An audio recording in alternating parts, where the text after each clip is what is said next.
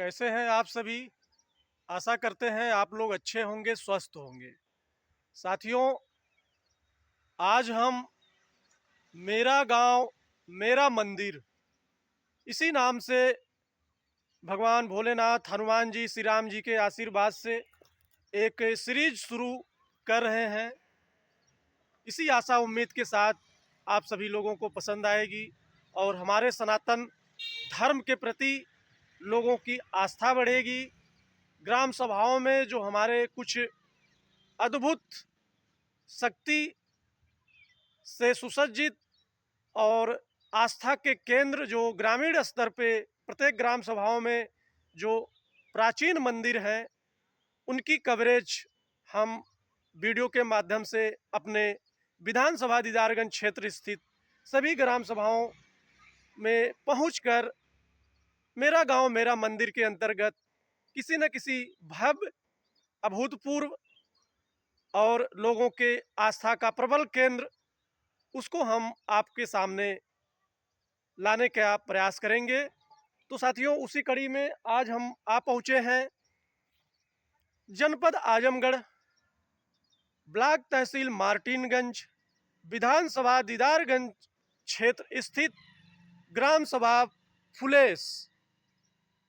यहाँ हमारे पीछे आप लोगों को दिख रहा होगा बाबा बेचन दास की एक पहले कुटी हुआ करती थी। आज यहाँ भव्य मंदिर का निर्माण ग्रामवासियों द्वारा किया गया है। तो आइए साथियों, चलते हैं बिना देरी किए आपको इस मंदिर प्रांगण का दर्शन कराते हैं बाबा बेचन दास जी का। बने रहिए।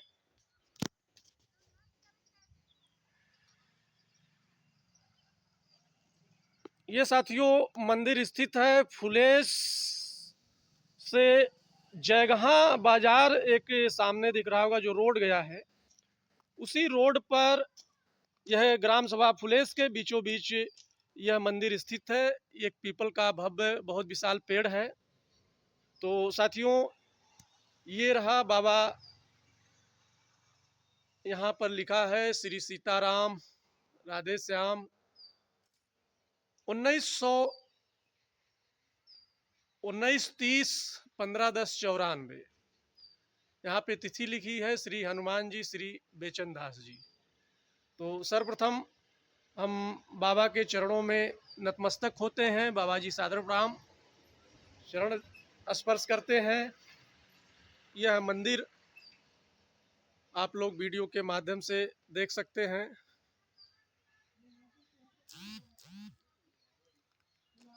काफ़ी मनोरम ये मंदिर है और इस मंदिर की एक विशेषता है, यहाँ के जो बाबा बेचन दास थे, उन्होंने जीवित समाधि यहाँ पर ली हुई है। जैसा कि हमारे सनातन परंपरा में अनेकों जगह आप सभी लोग परिचित होंगे कि पहले जो हमारे ऋषि मुनि होते थे, साधु संत होते थे, तो वह जीवित अवस्था में उनका तपोबल इतना उच्च कोटि का होता था, संयम उनका इतना प्रबल होता था, जहां आज हम जरा सा भी शारीरिक तकलीफ होने पर तुरंत भागते हैं हॉस्पिटल की तरफ। आप कल्पना कर सकते हैं कि हमारे ऋषि मुनि, हमारे साधु संत महात्मा किस उच्च कोट की साधना तपस्या करते रहे होंगे कि जीवित अवस्था में ही वह समाधिस्थ होते थे। जन कल्याण के लिए, लोगों की भलाई के लिए और जो अध्यात्म में जो हमारी आत्मा है उसको सदगति प्राप्त करने के लिए, सिद्धि प्राप्त करने के लिए वह लोग, हमारे ऋषि मुनि महात्मा कई वर्षों तक तपस्या में लीन रहते थे। तो साथियों, ये रहा बाबा बेचन दास का मंदिर और यहाँ ये विशालकाय पीपल का वृक्ष विराजमान है। सामने दिख रहा होगा वहाँ रामलीला मंच होता है, मंचन होता है, भली भांति हमारे ग्राम सभा के लोग परिचित हैं। और यहाँ पे दीपावली के दिन बहुत ही अच्छा अद्भुत मेला लगता है, जिसका भी वीडियो हम अपने फेसबुक के माध्यम से पोस्ट किए हैं। बहुत अच्छा खूबसूरत मेला लगता है। तो आइए चलते हैं हम बाबा बेचन दास कुटी के बगल में ही, यहाँ पे कुछ ग्रामीण बैठे हैं। हम इनसे जानना चाहते हैं इस मंदिर के विषय में, इस मंदिर की क्या विशेषता है। तो महाराज जी, आप ये बताइए कि बाबा बेचन दास जी का जो मंदिर है, यह कितने वर्ष प्राचीन है और यहाँ की क्या विशेषता है। यह जो बाबा बेचन दास जी थे, यह जीवित यहाँ पर इन्होंने समाधि ली हुई है, उसके विषय में कुछ दर्शकों को विस्तार से जानकारी दीजिए। आप तो बहुत पुराने दिख रहे हैं इस ग्राम सभा के। आपका बहुत बहुत स्वागत है मेरा गांव मेरा मंदिर कार्यक्रम में। बेचन साधु जो है यहाँ चमार बन के नहीं रहे, यहाँ ब्राह्मण 2-4 अगल बगल वालों को पढ़ाते रहे, धनुष यज्ञ कराते रहे, और वो मेला तबे से चालू है। अच्छा अच्छा। और मेला बहुत छोटा सा लगता था, लेकिन रामलीला की वजह से हम लोगों ने इसको बढ़ाया कोशिश करके। अब यहाँ ज़मीन भी छूट गई 1 बीघा मेला के नाम से, ज़मीन नागपंचमी के नाम से 1 बीघा ज़मीन छूटी हुई है। अच्छा। सड़क के पूरब तरफ। अच्छा, तो ये बाबा बेचन दास जी अपने ज़माने में रहे तो लोगों की भलाई के लिए वह कार्य करते रहे, तपस्या करते रहे। उनका जीवन जन कल्याण के लिए था, कहने का मतलब ये। बहुत अच्छे थे, बहुत अच्छे थे। और आपके सामने ही जीवित समाधि यहाँ पर उन्होंने ली। तो कहीं न कहीं ये हमारे जो संत महात्मा होते थे, मानव कल्याण के लिए जो तपस्या करते थे, अंत में जाकर वह जीवित अवस्था में समाधिस्थ हो जाते थे। ये बहुत ऊंची बात है, आज के परिवेश में कहीं देखने को नहीं मिलता।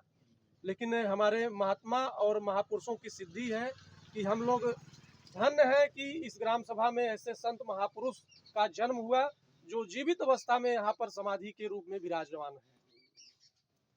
तो मैं और इनसे जानना चाहता हूँ कि दादाजी, यह जो हम लोग तो अभी नई पीढ़ी के हैं, अभी किसी को कह दिया जाए कि हाँ हमारे साधु महात्मा जीवित अवस्था में समाधि लिए हैं, तो लोगों को विश्वास नहीं होगा। तो इसलिए आपसे मैं जानना चाहूँगा, क्या यह सत्य है कि बाबा बेचन दास जी जीवित अवस्था में यहाँ समाधिस्थ हैं? ये जिंदा थे। अच्छा बुजुर्ग लगभग हो चुके थे। इसके पहले सामाजिक कार्यक्रम करते थे, सबसे मिलना जुलना। अच्छा इसके बाद इस जब समाधि लिए, उस समय ये जो मंदिर है कंकड़ का बना हुआ था, अच्छा। और उसी समय ये समाधि लिए। मंदिर कंकड़ का होता था? मंदिर कंकड़ का बना था। तो समाधि लिए तो पूरा ग्राम सभा सभी लोग हाँ, इकट्ठा? सहमति से, अच्छा अच्छा। सबसे सहमति लेने के बाद वो समाधि लिए। पुलिस महकमा जो है वो रुकाया अच्छा कि ऐसा नहीं हो सकता है, लेकिन संजोग ऐसा बैठा कि जिस दिन रुकाए उसके दूसरे दिन वो ख़त्म हो गए। इसके बाद अंदर ही। उनकी समाधि बना दी गई। अच्छा अच्छा। तो साथियों, बने रहिए आप सब। जैसा कि आप सभी ने देखा जाना वीडियो के माध्यम से कि ग्राम सभा फुलेस में बाबा बेचन दास जी जीवित अवस्था में समाधि में लीन हुए, मानव कल्याण के लिए, मानव भलाई के लिए, लोगों के हित के लिए आजीवन वह सामाजिक कार्य करते रहें और अंत में समाधिस्थ अवस्था में वह विलीन हो गए। मैं बाबा बेचन दास जी को सादर प्रणाम, उनके चरणों में चरण स्पर्श करता हूं। और ग्राम सभा फुलेस स्थित बाबा बेचन दास की कुटी का आप लोगों ने वीडियो के माध्यम से प्रसारण देखा है। तो साथियों, बने रहिए, मिलते हैं फिर कहीं, फिर किसी अद्भुत अविश्वसनीय मंदिर जहां लोगों की आस्था का केंद्र बना है।